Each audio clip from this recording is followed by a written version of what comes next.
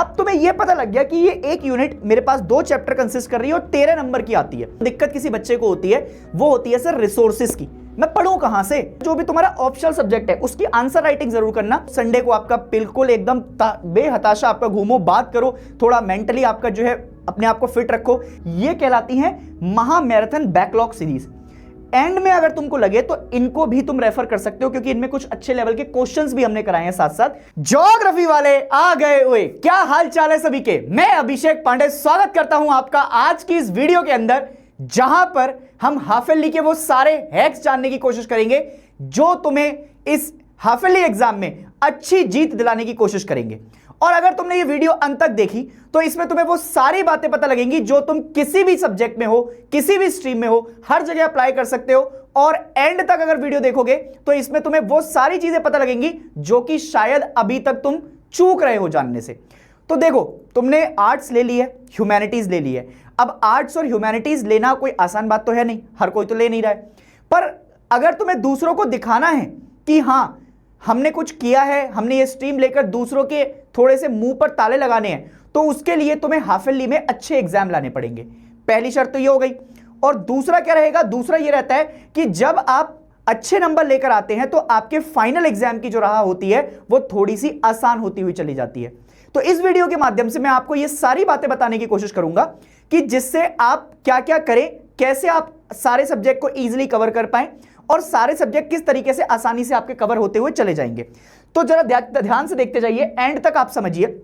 सबसे पहला स्टेप होता है कि बहुत सारे बच्चे जो इस वीडियो को देख रहे होंगे उन्हें शायद ये ना पता हो कि सर एक्चुअली में अभी तक सिलेबस जो आप पढ़ा रहे हैं वो क्या है, या ज्योग्राफी का सिलेबस हो गया। क्योंकि मैं आज भी देखता हूं बहुत सारे बच्चों को, जब मैं पढ़ा रहा होता हूं तो वो क्या कहते हैं, सर ये चैप्टर तो हमारी मैम ने कट करवा दिया। क्यों? 11th क्लास है सर, स्कूल वाले तो आपका अपने हिसाब से चल रहे हैं, ये चैप्टर तो सर दे नहीं रखा। बट सीबीएसई का भी तो एक अपना करिकुलम आता है। तो उस सीबीएसई के करिकुलम से सबसे पहले आप अपने बुक को समझिए। जैसे मैं ज्योग्राफी के एग्जांपल से आपको समझाता हूं।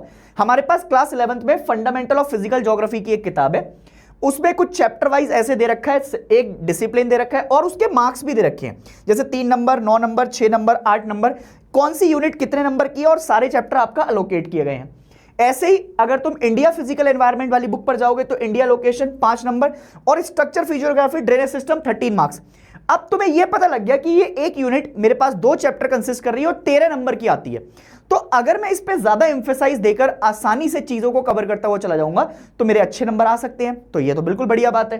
तो इससे क्या हो रहा है, मुझे यह पता है कि ज्यादातर स्कूल के बच्चों से जो मैंने पूछा और जो पता लगाया कि उनके लगभग 7, किसी के 7 आ रहे हैं, किसी के 8 आ रहे हैं, यहां तक फर्स्ट बुक से आ रहे हैं, और जो सेकंड बुक है हमारी इंडिया वाली उनके किसी के 3 और किसी के 4। तो मैंने इसी हिसाब से आपके लिए सिलेबस लगाया।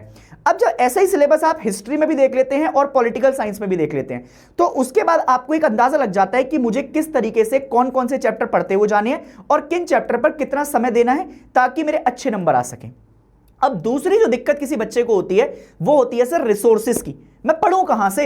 मेरे पास तो पढ़ने के लिए रिसोर्स ही नहीं है, मेरे पास बुक्स नहीं है, मेरे पास ये नहीं है, मेरे पास वो नहीं है। तो हमारे पास 2 ही तरीके के बच्चे होते हैं। एक तो भाई जिसके पास जो सब कुछ अपने आप से खोज कर सब कुछ कर लेता है, एक होता है जो एक्सक्यूजेस देता रहता है। उन एक्सक्यूजेस वाले बच्चों के लिए थोड़ा सा काम आसान मैं कर देता हूं। उनके लिए सबसे पहले यह रहा रामबाण इलाज। रामबाण इलाज में आपको करना क्या है, आप जाएंगे class 11th next topper humanities के चैनल पर, और नेक्स्ट टॉपर ह्यूमैनिटीज के चैनल पर आपकी प्लेलिस्ट मिलेगी आपको। उसमें ऐसे कर geography as a discipline complete chapter 1 shot, इधर ऐसा ही एक क्लास 11th में writing and city life history का 1 शॉट, इधर political science local government complete chapter, ऐसे करके पूरी प्लेलिस्ट बनी हुई है। तो सबसे पहले तो आपको ये 1 शॉट पढ़ने हैं। अब सवाल ये उठेगा, क्या एक बार 1 शॉट देख लूंगा तो मेरा काम आसान हो जाएगा? Answer is no. मैं बिल्कुल जो बात करता हूं वो प्रैक्टिकल करता हूं कि अगर एक बार में पढ़कर तुम बढ़िया आपका विद्वान हो जाते तो तुम स्वामी विवेकानंद पढ़ जाते कि आपका भाई साहब तुम्हारा नाम चेंज कर मैं आइंस्टीन रख देता। एक बार में पढ़कर तो भाई साहब मुझे भी याद नहीं होगा। एक बार आपका पढ़ोगे, दोबारा आपका तुम्हें एक बार रिवीजन करना पड़ेगा। तो एटलीस्ट इन 1 शॉट को कम से कम 2 बार का टाइम दीजिएगा, कम से कम 2 बार। और अगर किसी बच्चे को और ज्यादा अच्छा करना है तो साथ साथ पहली बार में आप नोट्स बना लीजिए, और अगर नोट्स नहीं बना रहे हो तो इनको सुन के आपके छोटे छोटे रैपिड रिवीजन के तौर पर चीजें देखते जाइएगा। और अगर 2 से 3 बार आप इनको देख लेंगे तो आई प्रॉमिस कि आपके पेपर में ऐसी कोई चीज नहीं रह जाएगी जो कि आपको कहीं और जाकर भटकने की कोशिश करे। तो ये सबसे रामबाण है, class 11 next topper humanities. YouTube पर जाना, सर्च करना, तुम्हें ये सब मिल जाएंगे। ऐसे कर कर आपका जो है प्रॉपरली हमारे पास ये मिलेंगे। अब सर सवाल उठता है कि सिलेबस देख लिया आपने, वन शॉट बता दिए, पर सर जैसे ही मैं वन शॉट पे जाऊंगा ना तो मेरे पास ये 10 मिनट ऐसा लिखा हुआ मिलेगा, 5 मिनट ऐसे लिखा हुआ मिलेगा, ये क्या है? और मेरा दिमाग तो सर सबसे पहले इन्हीं की तरफ जाता है। क्यों? क्योंकि मैंने तो आज तक जिंदगी में शॉर्टकट ही लिए हैं और शॉर्टकट की रास्ता मुझे ज्यादा आसान लगती है, क्योंकि ये जो आपने बताया ये तो बहुत लंबा लंबा दिखाई दे रहा है हमको। तो ये वाला जो है ये शॉर्टकट देख लेते हैं सर, इस पे आपका काम कर लो। मैं ये कहता हूं कि जब तुम एक बार इसको पढ़ लोगे ना तो ये जो रिवीजन सीरीज है इसको कहते हैं रैपिड रिवीजन, ये भी तुम्हें चैनल पे ही मिल जाएगी। बट इस रैपिड रिवीजन को पढ़ने का ज्यादा फायदा तब होगा जब तुम्हारे पास वन शॉट होंगे, वन शॉट के साथ साथ तुम्हारे पास ज्यादातर चीजें होंगी नोट्स वाली। और ये उन बच्चों को बिल्कुल भी अलग से आपका करने की कोई जरूरत नहीं है जो बच्चे ऑलरेडी हमारे साथ प्रारंभ बैच में पढ़ रहे हैं। प्रारंभ बैच में मैंने बहुत डिटेल में आपका चीजें कराई हैं, प्लस उनके पास WPP भी है, प्लस उनके पास टेस्ट पेपर भी हैं, और अभी भी वो बहुत अच्छा कर रहे हैं। और उनके नंबर देख सकते हैं अपने स्कूल में, जो बच्चा प्रारंभ से पढ़ रहा है उससे पूछ सकते हैं कि किस लेवल तक हम आपका जाकर चीजों को कंक्लूड कर रहे हैं। अगर वो चीजें कंक्लूड होती जा रही है तो WPP, टेस्ट पेपर, ये सारे आप देखते जाइए। और इसको करने के बाद अगर तुम्हारे स्कूल में कोई टेस्ट पेपर तुमको दे रखा है, या अगर तुम्हारे पास टेस्ट पेपर हैं ऑलरेडी, सैंपल पेपर खरीद रखे हैं, तुम लगाओगे तो तुम्हारी चीजें बहुत आसान होती हुई चली जाएंगी। तो अब तुमने रैपिड रिवीजन देख लिया, ये कर लिया। अब सर सवाल उठता है कि मैं दो तरीके के बच्चे हो सकते हैं हमारे पास। एक बच्चा वो हो सकता है जो बच्चा आपका पूरे दिन स्कूल नहीं जा रहा है, एक बच्चा वो हो सकता है जो सुबह स्कूल जाता है, उसके बाद शाम को आता है 2-2:30 बजे तक, 3 बजे से सर वो आपका 2-4 घंटे की कोचिंग क्लासेस जाता है, ऑफलाइन जाता है, दुनिया भर की X, Y, Z सारी कोचिंग जा रहा है। जो प्रारंभ बैच में उनको तो कहीं जाने की जरूरत नहीं है, पर प्रारंभ बैच वालों को अगर रिवीजन करना है तो वो देख सकते हैं इसको। बट हम क्या कर रहे हैं, हमारे पास दुनिया भर के बच्चे हैं, मतलब आपका, और एक बच्चा ऐसा है जिसने डमी स्कूल से कर रखा है जो पूरे दिन खाली बैठता है। मैं दोनों के लिए आपका रामबाण बताता हूं। देखो सिलेबस मैंने बहुत आइडियल सिलेबस बनाने की कोशिश की है। मैंने कुछ टाइम ऐसा रखा है कि मान लिया सुबह तुम 7 बजे तक आपका स्कूल जा रहे हो, 7 बजे तक तैयार हो रहे हो, 8 बजे तक तुम स्कूल चला जा रहे हो 1 घंटे में तैयार होकर, और शाम को तुम 3 बजे आ रहे हो, 2-4 घंटे कोचिंग क्लासेस, ट्यूशन क्लासेस जहां भी जा रहे हो भैया दीदी सबके पास। उसके बाद मैंने टाइम टेबल सेट किया है। जैसे जब तुम जिम जाते हो ना, जिम, तो जिम में क्या होता है, पहली बार जब तुम जिम पहुंचते हो तो तुम्हें एक लेग या फिर एक आपका बाइसेप्स, एक ट्राइसेप्स, एक मसल को ट्रेन करने की हिमायत दी जाती है। फिर धीरे धीरे कर तुम्हें 2 लेग्स या फिर आपका बाइसेप्स, तो 2 पर आ जाते हैं हम धीरे धीरे कर। तो जब तुम ट्रेन कर रहे होते हो ना, तो एक पहले एक चीज को ट्रेन किया जाता है, फिर 2 चीज को ट्रेन किया जाता है। पर अब क्योंकि एग्जाम पास में है तो ऐसे ही हम 2 सब्जेक्ट को ट्रेन करेंगे एक साथ। जैसे मैंने मान लिया कि मंडे को तुम्हें ज्योग्राफी पढ़नी है 8:30 से 10:30 बजे तक, 2 घंटे का टाइम दिया मैंने यहां पर। उसके बाद सब्जेक्ट आया तुम्हारा हिस्ट्री, जो कि 10:30 से 11:30 तक तुम पढ़ोगे। और मॉर्निंग में मैंने एक टाइम दिया है हर बच्चे को, अगर तुम रात को 11:30 बजे तक पढ़ रहे हो तो मैं ये मान रहा हूं कि तुम्हें सुबह उठते उठते 6 बजेंगे आराम से, क्योंकि तुम एकदम 30 मार खाते हो नहीं कि सब कुछ पता है, तुम्हें सुबह उठ गए आराम से 6-7 घंटे नींद लेकर।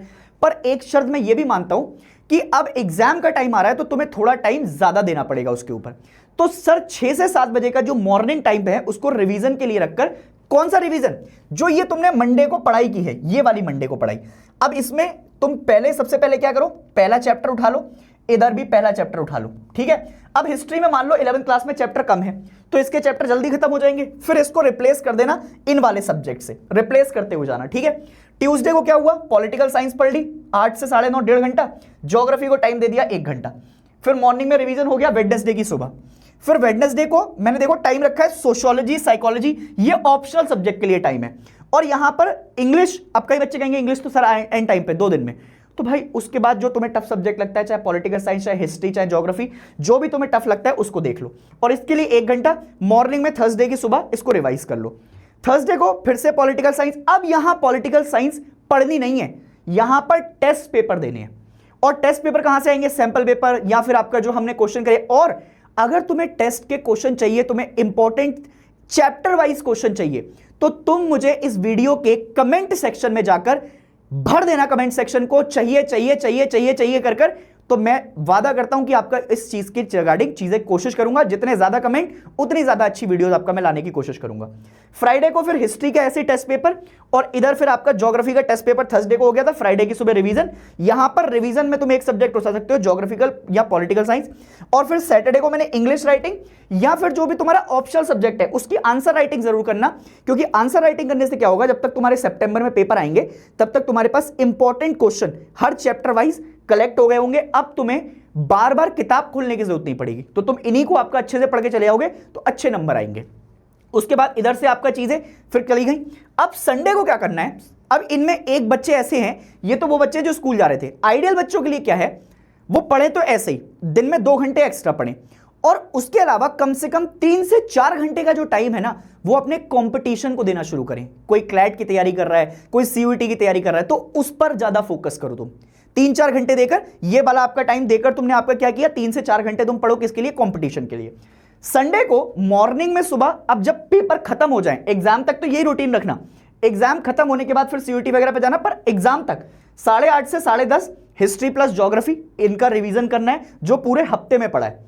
11:30 से 12:30 रिवीजन टेस्ट पेपर इन किसी भी सब्जेक्ट के कर सकते हो, और उसके बाद तुम बिल्कुल आजाद हो, पूरे दिन रेस्ट लो, मजे लो। संडे को आपका बिल्कुल एकदम बेहताशा आपका घूमो, बात करो, थोड़ा मेंटली आपका जो है अपने आप को फिट रखो, एक्टिव रहो, हेल्थ वाइज थोड़ा टाइम खेलने के लिए भी निकालो, क्योंकि अगर तुम खेलोगे नहीं तो फिर वो शायद बहुत सारी दिक्कतें हो सकती हैं। तो अच्छा खाओ, और इस टाइम पर बहुत ज्यादा क्लाइमेट चेंज हो रहा है, मौसम चेंज हो रहा है, तो तुम्हें अपनी हेल्थ पर भी बहुत अच्छा ध्यान देना है। अगर तुम ये नहीं कर पाओगे तो फिर मैं बता रहा हूं कि पेपर के टाइम पर बीमार हो जाओगे, और बीमार के होने के बाद फिर आपका वो पेपर खराब हो जाते हैं। फिर बहुत सारे बच्चों के कंप्लेंट आते हैं, सर मैं बीमार पड़ गया था, मेरा ये हो गया था।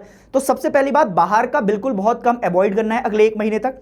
दूसरी बात, अच्छे लेवल पर आपका जो है तुम्हें एक्सरसाइज करनी है, घर में ही आधा घंटा निकाल लो, शाम को आने के बाद आधा घंटा कर लो, किसी भी टाइम एक्सरसाइज हो सकती है। और घर का बना हुआ मम्मी के हाथ का खाना खाओ बढ़िया आराम से।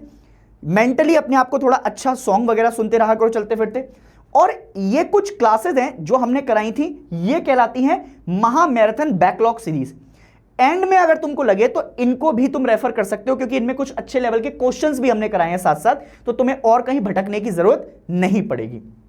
अब एंड में मुझे यह समझ में आता है कि ये एक पूरा हाफ ईयरली का मैंने तुम्हें एक क्या दे दिया, सारांश दे दिया, टाइम टेबल दिया है, कैसे तुम्हें बैकलॉग कवर करने हैं ये भी बता दिया, कहां से तुम्हें रिसोर्सेज चाहिए वो भी बता दिए, सिलेबस दिखा दिया। सीबीएसई की साइट पर जाकर ये सिलेबस तुम सब्जेक्ट वाइज डाउनलोड भी कर सकते हो, रैपिड रिवीजन का तरीका बता दिया। अब जो फाइनल काम करना है वो करना है तुमने, क्योंकि जब महाभारत चल रही थी तो कृष्ण जी तो प्रेजेंट थे, पर युद्ध करने के लिए उन्होंने अर्जुन को सिर्फ रास्ता दिखाया था, उन्होंने युद्ध नहीं किया था। तो ऐसे ही जो युद्ध करना है वो अब तुम्हें करना है। और इन चंद लाइनों के साथ मैं कुछ चंद लाइनें तुम्हारे लिए आपका जो है छोड़कर जा रहा हूं, बहुत अच्छी सी लाइन है, ध्यान सुनना। एंड में कुछ लाइनें हैं, रात भर का जागना भी एक दिन रंग लाता है, किताबों से दोस्ती तकदीर तक जाता है, थककर ना रुकना ये वक्त का इम्तिहान है, गिरकर भी उठना ये तो असली पहचान है, सितारों तक जाना है तो अंधेरे बर्दाश्त करने होंगे, और खुद को हराना छोड़ो तो दुनिया जीतनी आसान होगी। उम्मीद करता हूं कि अगर तुम्हें ये बातें आपका समझ में आई होंगी और सब कुछ बढ़िया रहेगा, तो तुम मुझे कमेंट सेक्शन में लिखकर जो मैंने तुमसे पूछा है वो बता देना, और अच्छी तैयारी करोगे और तुम्हारे हाफ ईयरली में अच्छे नंबर आएंगे। मैं तुम्हें ऑल द बेस्ट कहता हूं, और हम कहर मचाएंगे साथ मिलकर। तब तक के लिए जय हिंद।